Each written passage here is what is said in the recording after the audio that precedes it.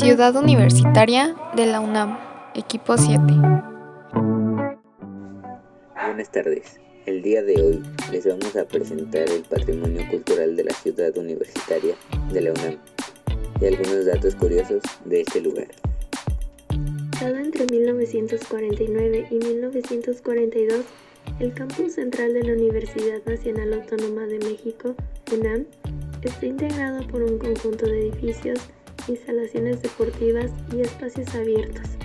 Este está situado en la zona sur de la capital mexicana, en la zona del Pedregal. Patrimonio Mundial. Edición del Comité de Patrimonio Mundial UNESCO. Durante la 31ª reunión del Comité de Patrimonio Mundial de la UNESCO, celebrada del 23 de junio al 2 de julio del 2007 en la ciudad de Nueva Zelanda, el campus central de la Ciudad Universitaria de la Universidad Nacional Autónoma de México fue inscrito en la lista del Patrimonio Mundial, destacándolo como un conjunto monumental ejemplar del modernismo del siglo XX. La declaratoria incluye el primer circuito universitario, inaugurado en 1952, y sus más de 50 edificios. Comprende 176.5 hectáreas de las 733 que en total conforman la ciudad universitaria, y cuenta con una zona de protección o amortiguamiento de 69.5 hectáreas que garantiza su preservación ante las presiones urbanas a las que está sometida en la Ciudad de México. ¿Qué significa ser patrimonio mundial? El término patrimonio se refiere al conjunto de bienes heredados que se vienen en el presente y que deben ser protegidos y conservados para ser transmitidos a las futuras generaciones. El patrimonio mundial está integrado por bienes o sitios que poseen un valor universal excepcional, es decir, que tienen una importancia cultural o natural extraordinaria, que trascienden fronteras y tienen un significado especial dentro de la historia con la humanidad.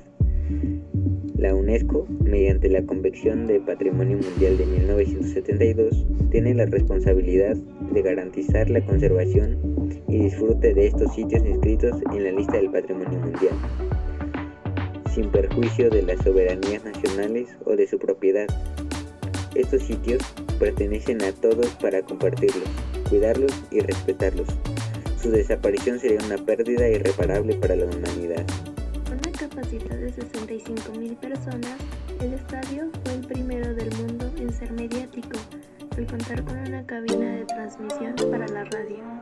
Además, se usó como sede de los Juegos Panamericanos en el año 1955 y posteriormente como sede de los Juegos Olímpicos del 68. ¿Quién lo construyó?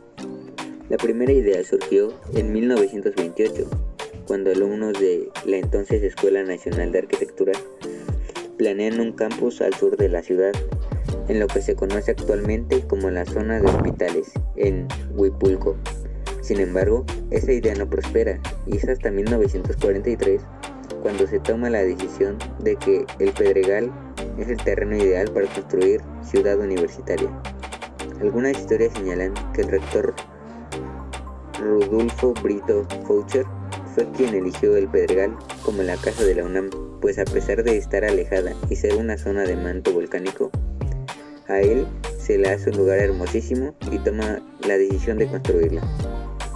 Es entonces que se invita a concursar a 3 instituciones para que realicen un proyecto arquitectónico de cómo sería Ciudad Universitaria, siendo el trabajo de Mario Pani y Enrique del Moral, profesores de la Escuela Nacional de Arquitectura, quienes ganan el proyecto, tomando en cuenta el croquis en conjunto de 3 alumnos que eran Enrique Molinar, Armando Franco y Teodoro González de León. En 1949 inician las obras de infraestructura y en el 50 se coloca oficialmente la primera piedra en el edificio conocido actualmente como la Torre 2 de Humanidades, pero que originalmente eran los institutos de ciencias. Ciudad Universitaria fue construida con una velocidad impresionante para la época, ya que se tardaron solo 2 años las obras, pues en 1952 es inaugurado el Estadio Olímpico Universitario y en 1954 inician formalmente la ocupación del campus. Una Una de las obras más emblemáticas de la ciudad universitaria de la UNAM son los murales de la Biblioteca Central, siendo Juan O'Gorman el responsable de su creación. Los murales rodean las 4 fachadas de la biblioteca: norte, sur, oriente y poniente. En total, estos murales alcanzan una superficie de 4.000 metros cuadrados. Fachada norte representa el pasado prehispánico. Fachada sur, el pasado colonial. Fachada del oriente, el mundo contemporáneo. Y la fachada del poniente, la universidad y el México actual.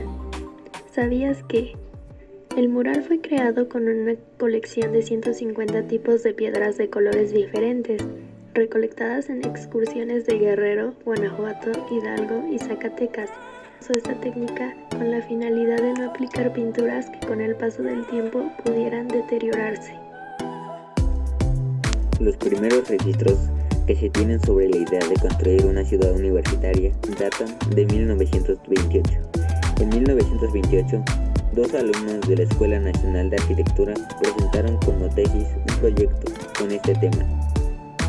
Fue en la década del 40 cuando los edificios que la universidad ocupaba en el centro histórico, conocidos como Barrio Universitario, comenzaron a ser insuficientes.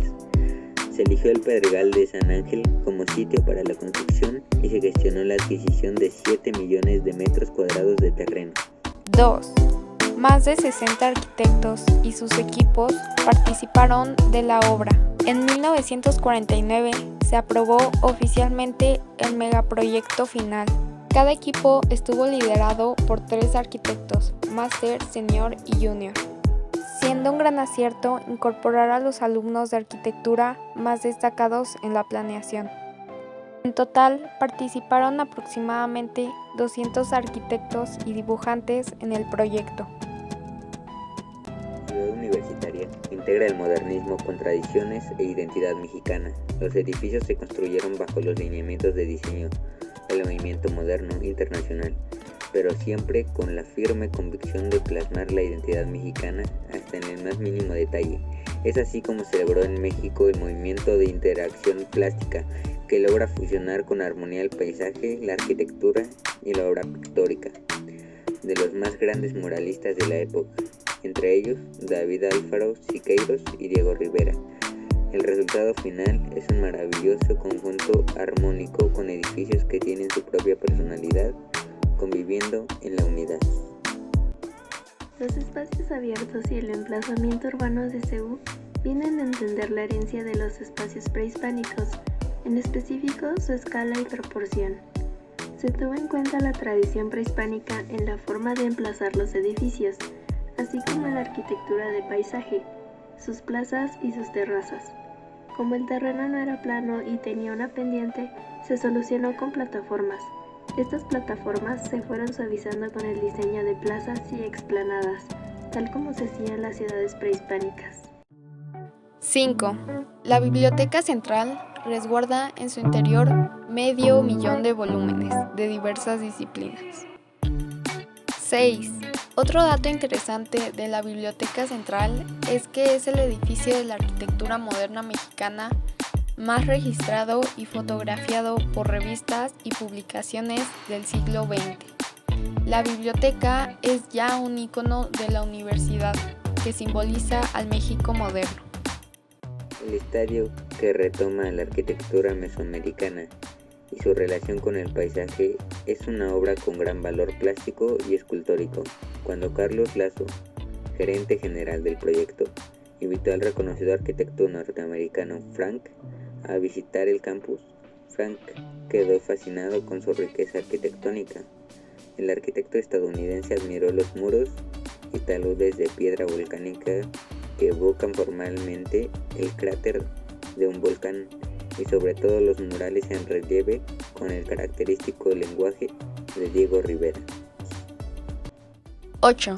El Estadio Olímpico Universitario, inicialmente llamado Estadio de Ciudad Universitaria y ocasionalmente referido como Estadio México 66, es un recinto deportivo multiusos de 1952, perteneciente a la Universidad Nacional Autónoma de México, UNAM.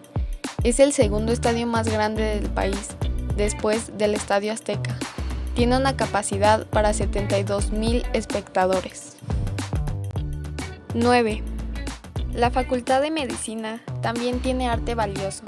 Esta facultad fue diseñada por el arquitecto Pedro Ramírez Vázquez. El mural La vida, la muerte, el mestizaje y los 4 elementos, de Francisco Epes, se encuentra hoy en restauración. Esta creación está conformada por múltiples simbolismos, en su mayoría de origen prehispánico, que fueron retomados por el artista potosino, quien la consideró su mejor obra. El diseño de CEU es un ejemplo de inclusión. El diseño de una universidad debe ser jugando con la etimología de carácter universal. CEU fue concebida como un espacio para todos, ejemplo de inclusión, respeto y diversidad. CEU es un lugar donde además de estudiar, puedes ir a pasear a tu perro, a leer en las islas, a comer tacos de canasta, a pasear en bicicleta, puedes caminar durante horas y siempre hay algo nuevo que descubrir.